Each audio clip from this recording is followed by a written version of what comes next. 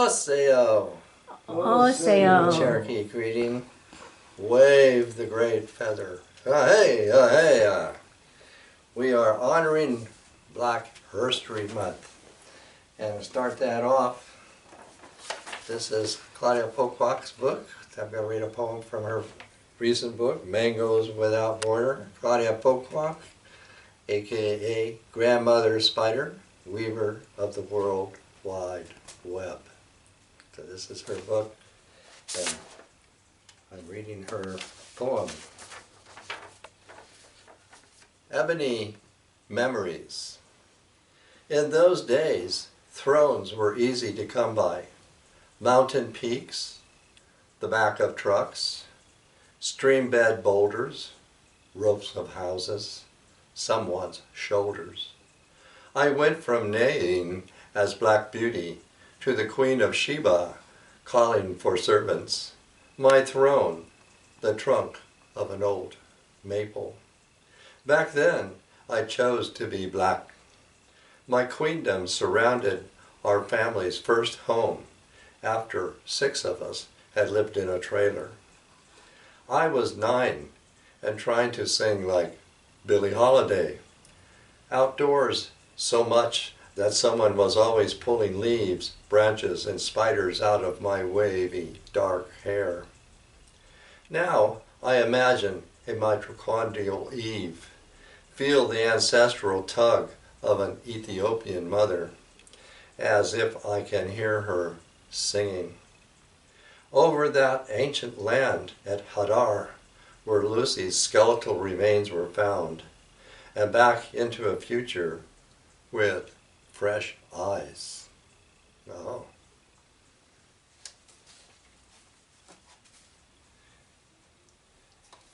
I've been talking about Cahuilla in the way of honoring Black History, Herstory Month, and take a look. This is the figure. Last week it came out too dark, so here I'm giving her some lights because I think this is a very good portraiture of Cahuilla.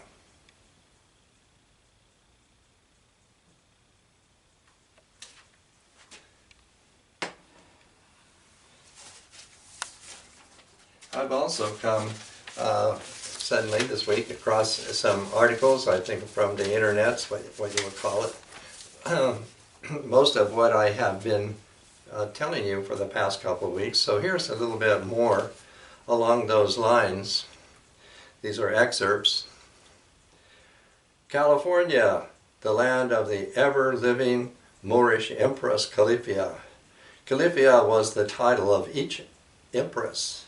California was her land. She was known to be black and of the Moorish nationality and ruled over islands and islands of black people from California, Baja, to Hawaii.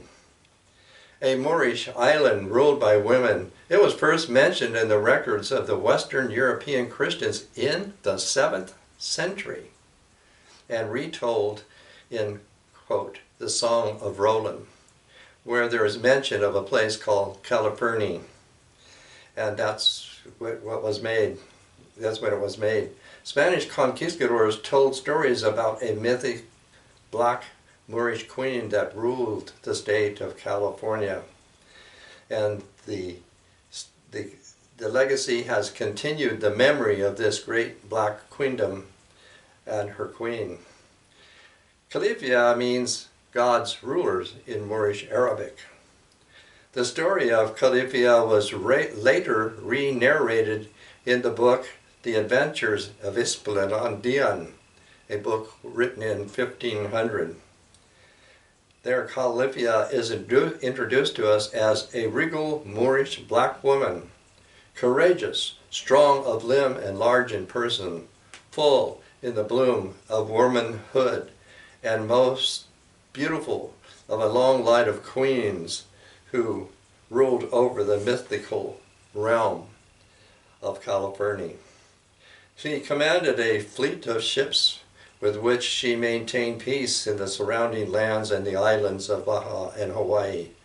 She also kept an aerial defense force of griffins and other fabulous animals which were native to California and trained to defend the land against invaders. According to the author of Adventures of Esplien, know ye that at the right hand of the Indies there's an island called California. It's very close to the terrestrial paradise, and it was inhabited with black women without any man among them. They lived in the manner of Amazons. They were robust of body, with strong, passionate hearts and great virtue. The island itself is one of the wildest in the world. The conquistador of Mexico and California, Hernán Cortés, and his men were familiar with this book. Cortés quoted liberally from the book, and it did have an influence on his decision to look for this island of California. In 1535, Cortés led an expedition to the land of Cahuilla and decided to rename it Santa Cruz. But you know that name didn't stick because all of us natives and Moors and black Indians and red Indians and white Indians all continue to still use that old name of California.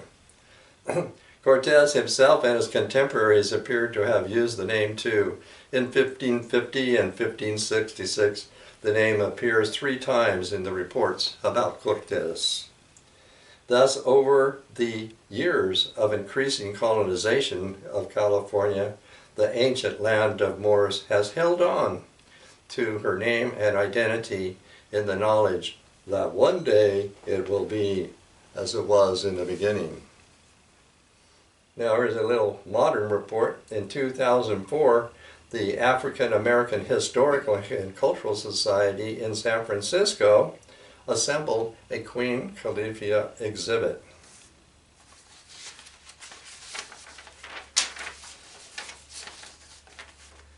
Cahuilla is part of California history, and she reinforces that fact that when Cortés named this place California, he had then 300 black people with him.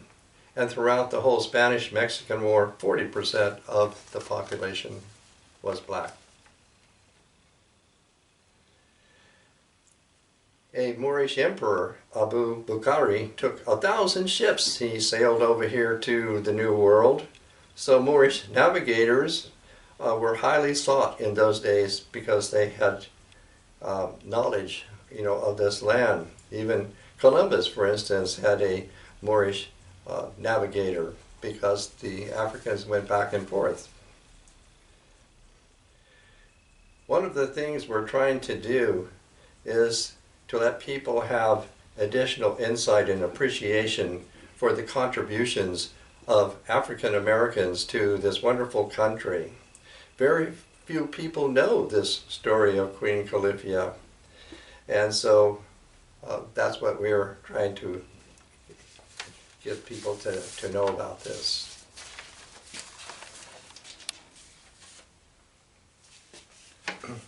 So all of that we have honored Cahuilla and Black Herstory Month. I'm continuing with my theme is of the Cahuilla. The Cahuilla is the American name for the Motohuita, the first people who nation, his territory has been the Anza Borrego Desert to the east of San Diego, most specifically. And I'm continuing with this by showing my painting here, because I did this out there, and it is a painting of Coyote Man in the Anza Borrego Desert. I would say maybe that's the Chocolate Mountains, back there. And if we go down here and look at this, this is a portrait, an oil portrait on a wood disc there. This is very much what these people as a man here would look like. This one, I believe, he's actually Mojave, who are the people just north of the Cahuilla people. So we can give a human visage to all of this.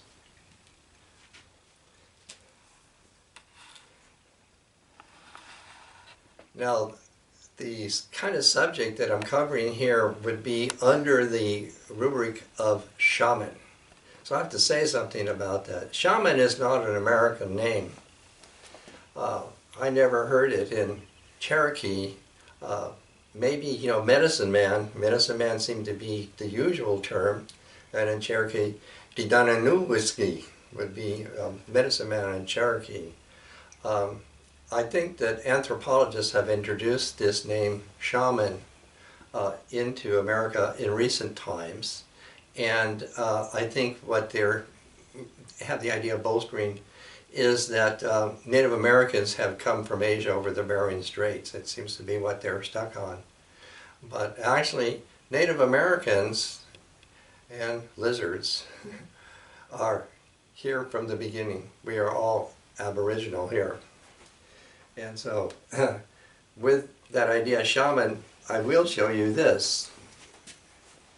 You can see this piece here. What I'm illustrating here is that in Nevada, this is a painted, you know, petroglyph in a little cave.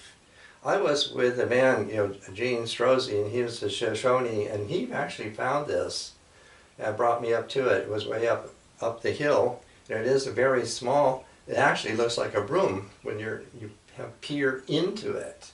And what I recognize of it, because you see here's the sun, and here's some little men. The usual name in the West for the sun was Shemish. And so these are the Shem men. Whether that has any rub on shaman, well, I really don't know. But these are the Shem men. They are the servers to Shemesh, the sun. There's another part to this. In the ceremony where you have a communal meal, there are the men who serve the participants, and those servers are called the mesh men. So you have the Shem men and the mesh men. So that's the way I'm introducing this subject in the Cahuilla, mainly here. And I would say that the Cahuilla world, the Cahuilla universe, was like a supernatural membrane. And to signify that, if you look here, I have this figure for Mukot. He is the principal creator of the Cahuilla, and here this is a rattle made from, that's what it looks like, a membrane, has seeds in it. So that's the way I'm signifying this idea of the supernatural membrane that all these people lived in. And with myth and ritual, this was a way that provided people with the equilibrium to live in a very harsh, challenging, and unpredictable environment. And that's what kept them going and afloat for, we know now, for 8,000 years, for sure. So that's where I have that here. We go up to this image that I have here. I think this is a really apt image for a person, a myth person, and a role in the Cahuilla society. We will refer to him as Coyote. In the Cahuilla society, as a function, he is called Paha. Paha seems to come from Kawish Pa'awi Isli, on top of the rock, Coyote. That is a way of speaking of eternity. So Coyote is what's between us and eternity. He is also the ceremonial governor or assistant. He assists or governs all ceremonies, including funerals, births, everything like that. He is a ceremonial host. And so to kind of accompany that, I have this little miniature here. This is a Yaki Mask, and what it's for is in the Yaki society, this is the Pa'ola. So you have the Pa'a, and this is the Pa'ola. And he is, in the Yaki ceremony, exactly the ceremonial host, although his responsibilities are not as extensive as this fellow is in the Cahuilla society. But he is, he is the first mate to the chief, and everything of Coyote in this society in the desert also seems to come from, they are living on a earthquake fault that is called the Coyote Fault. And it has Coyote Mountains and Coyote Peaks. So Coyote has definitely, got into this society very, very early on. And certainly part of that is, here's an eagle feather that I have. The eagle lives forever. And the eagle experiences a ceremonial death from which the people obtain feathers or anything that's going to be used in their ceremony. These eagles are captured from the nest and raised, and every lineage in the Cahuilla society has an eagle, and they do come to this. So it's necessary to have the eagle feather here to represent that, all in all. Other things that are in here, here I have a pot of white sage, and this is to signify that these people were herbalists, botanists in the extreme. They knew everything over thousands of years, everything that was utilized. Also, I should say, because I showed some baskets before, made of the leaves or fronds of the fan palm. The fan palm is, mayel, is what you would call it, but its mythical name is miyabuit, and that is because it means in the beginning, that this tree, this fan palm tree, was in the beginning of creation. And indeed, the society of this Cahuilla lives throughout the area, starting up here, 29 Palms, all the way down across the border into Baja, of this tree, this fan palm. So it is, part and parcel. Fossils in Azaborrego have been found in the sandstone of these fronds of 3 million years. And we also know coyote fossils and wildcat fossils also found, at that time, in 3 million years. But here, the lizard, mulyak, has definitely been here from the beginning, as have been the Cahuilla, the first people. The pot that I have this in, this again is from Azaborrego. Here is a cross painted in red. This appeared to be the morning star, Visiniva. And what goes into, making this red paint and putting it on the pot makes this pot, very special, very sacred.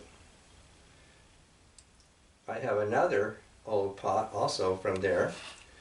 I don't know what this pot is made differently. The rim has been painted red, and these designs all the way around are painted as you see. What exactly it used for, I don't really know, but it is a very special pot.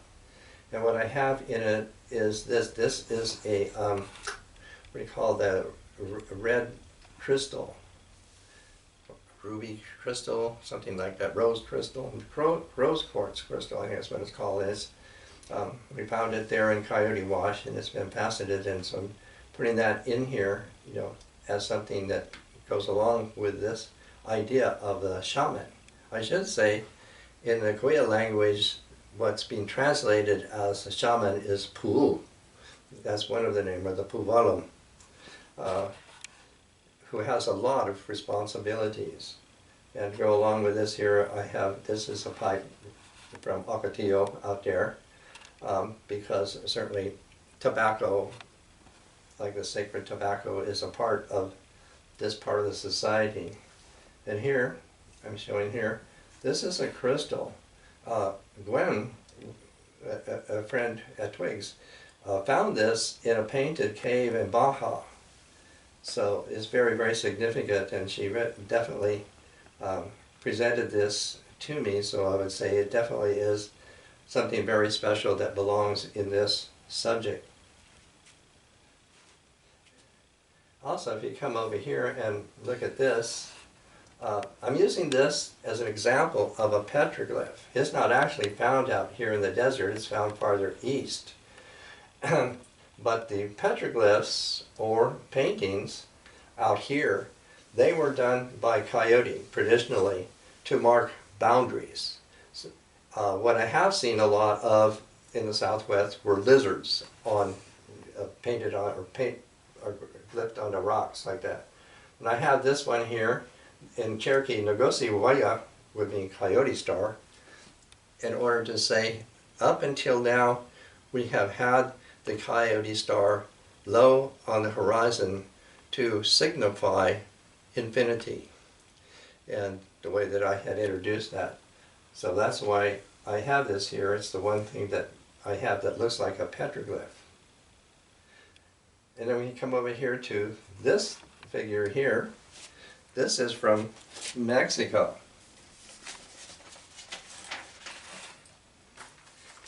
And here is a piece from ancient Mexico that would go with this. In the sky, a moon. In your face, a mouth. In the sky, many stars. In your face, only a pair of eyes. Behold me, the angry lizard. My wrath is terrible. Lock yourselves up. I make sparks fly from the eyes. I go about laughing. I come from the flowering patio. My song is loud. It's called Lagarto Enchacreado.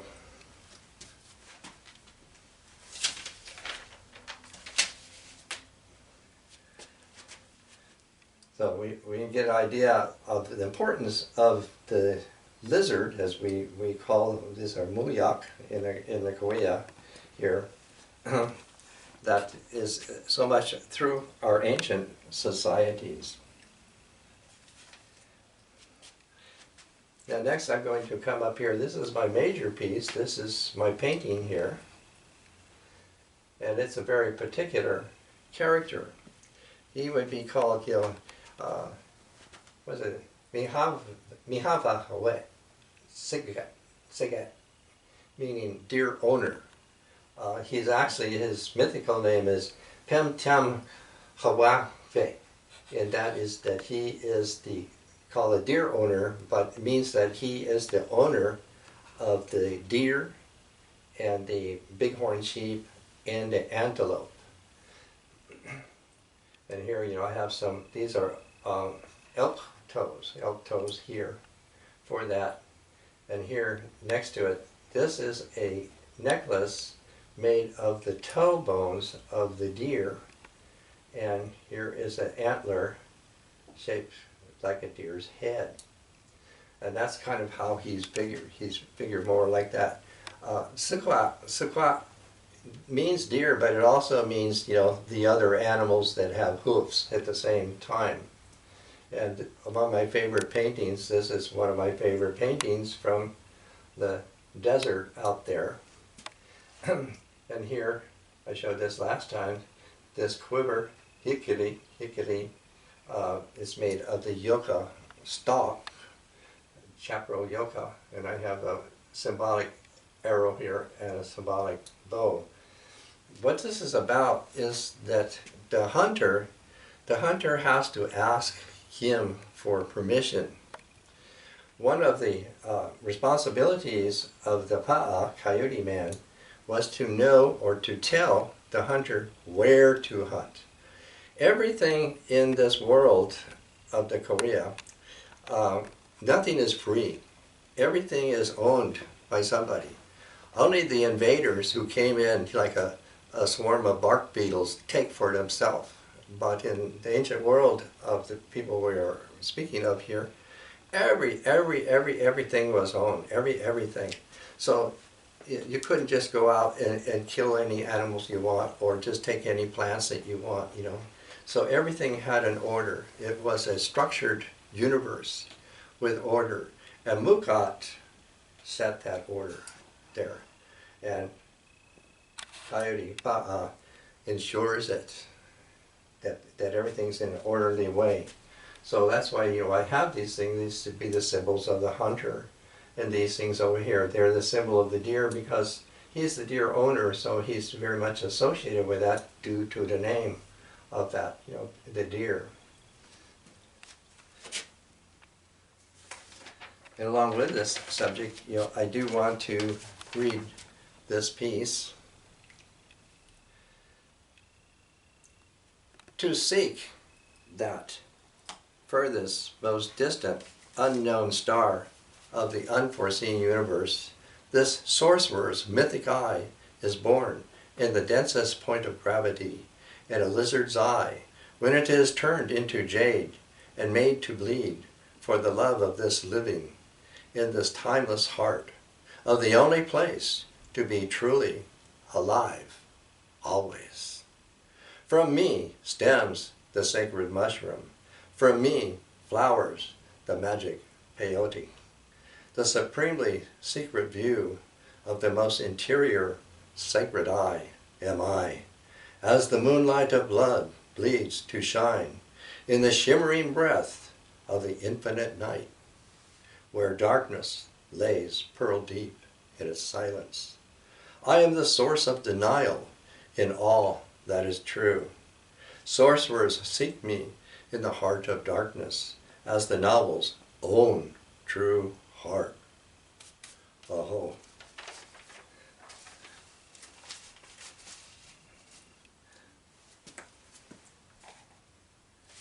Now I'm going to follow this with a statement on my own here, because if you've been seeing these pieces that I'm producing, oh yeah, you should hear this. I don't know where this came from, but it certainly looks like it fits in with my subject here. You see him or her. Coyote is aware that I am drawing on our ancestral heritage, the source in terms of which I shape my images and prod their emotions. Coyote goes beyond memory by force of memory itself. Memory, recognition, or recall is our relationship to our past and evolving necessity. The whole continuity of our consciousness depends on our remembrance.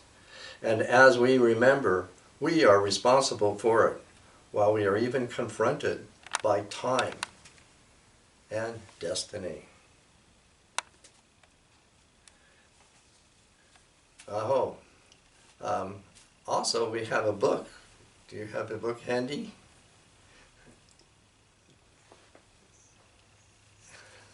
We don't have it handy. It's not. It's in the front room. It's in the front room. Oh, well, we'll have to finish it.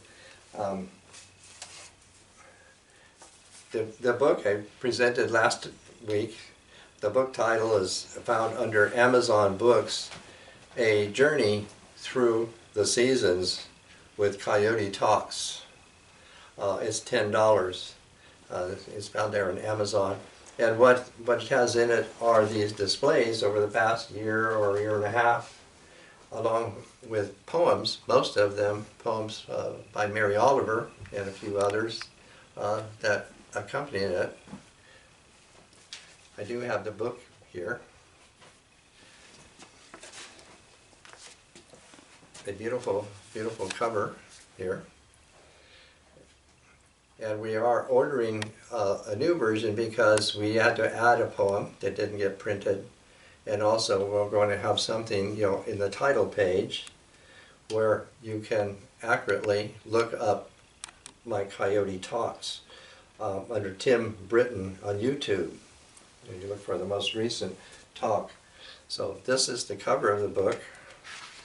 And inside you would have something like this, page by page. So these would be we were calling these my displays, and in the poems. So Amazon is helping us out, along with Herstory Month, I'm sure. Amazon's really like supporting Coyote's Talks. Okay. So with that,